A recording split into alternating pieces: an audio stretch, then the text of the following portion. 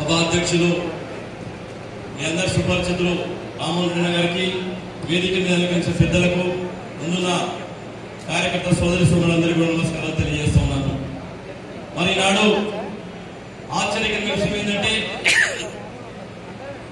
జనహిత పాదయాత్ర చేయడం వల్ల ఒక అధికారం నుండి పాదయాత్ర చేస్తుంటే ఈరోజు రియల్ గా బీఆర్ఎస్ పార్టీ, బీజేపీ పార్టీకి గుండెల రైలు పరిగెత్తున్నాయి. కానీ వేదిక దగ్గర చాలా మాట్లాడాలి. కానీ ఈ రోజు మనకి ఇచ్చే సబ్జెక్ట్ ఏంటంటే, మీ కాన్ఫరెన్స్ లో ఈ 6 పథకాలు మీరు ఎలా తీసుకెళ్లారు, ఎలా ముందుకు తీసుకెళ్తారు, పార్టీ పటిష్టం ఎలా చేస్తారని చెప్పేసి మన పెద్దలు అడుగుతున్నారు. కాబట్టి మహేశ్వర్ నియోజకవర్గంలో నిన్న కేంద్ర నాయకత్వంలో దాదాపు 50 వెహికల్స్ రావడం జరిగింది.